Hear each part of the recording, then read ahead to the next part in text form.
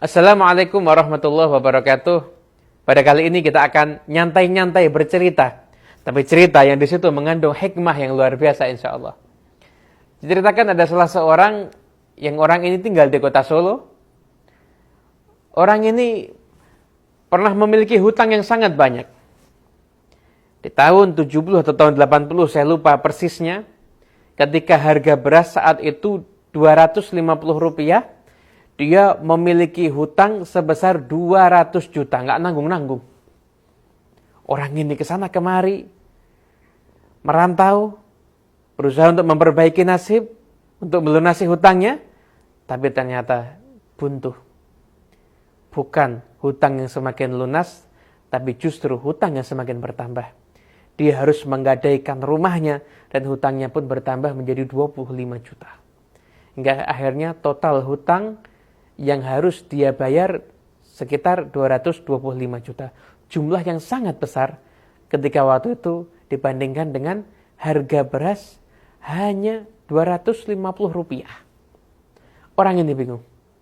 Dalam kebingungannya, dia berusaha untuk kembali mencari jalur mendekatkan diri kepada Allah Subhanahu wa taala. Dia berkeliling dari satu tempat ke tempat, mengunjungi orang-orang yang soleh, bahkan berziarah ke makam orang-orang yang soleh. Hingga di satu pertemuan yang tidak terduga, dia bertemu dengan salah seorang kawan lamanya. Gimana? Seseorang yang bertemu dengan kawan lama, mereka bertemu, asyik, mengobrol, kemudian melanjutkan obrolan ke tempat yang nyaman. Setelah itu mereka berdiskusi, bercerita tentang bagaimana perkembangan usaha masing-masing, nasib masing-masing. Gak lama kemudian datang orang lagi. Orang ini pengusaha kaya raya. Kemudian orang itu ikut larut dalam obrolan yang mengasihkan ini hingga dia bercerita. Saya itu dulu punya utang yang sangat besar. Tapi alhamdulillah sekarang utangnya bisa lunas. Bahkan sekarang saya sudah bisa dikatakan kemampuan ekonomi saya sudah cukup. Sudah mapan, sudah sukses. Orang yang punya utang ini pun lalu mendengarkan itu seraya bertanya, kamu punya hutang yang besar ya? Iya, saya juga punya hutang yang besar. Lalu, resepmu bagaimana?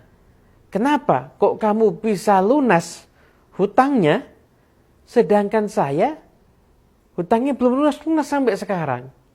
Pengusaha ini menjawab dengan jawaban yang sangat bijak. Dia menjawab dengan pertanyaan, kira-kira lebih besar mana hutangmu atau rahmatnya Allah Subhanahu wa ta'ala? Lalu orang yang punya hutang banyak tadi mengatakan, tentu rahmatnya Allah Subhanahu wa ta'ala jauh lebih besar dari hutang saya dan bahkan daripada apapun juga. Kalau begitu, fokuskan diri kamu untuk mencari rahmatnya Allah Subhanahu wa ta'ala. Kemudian dia bingung. Setelah itu dia mencari-cari gimana caranya untuk mendapatkan rahmat Allah Subhanahu wa ta'ala. Kemudian dia teringat dengan firman Allah Subhanahu wa ta'ala, inna rahmatallahi qaribum minal muhsinin. Sesungguhnya rahmatnya Allah Subhanahu wa ta'ala sangat dekat dengan orang-orang yang berbuat baik. Maka dia berpikir, kalau saya ingin mendapatkan rahmat Allah, saya harus menjadi orang yang baik. Baik di dalam membayar haknya Allah, dan baik di dalam bergaul terhadap sesama manusia.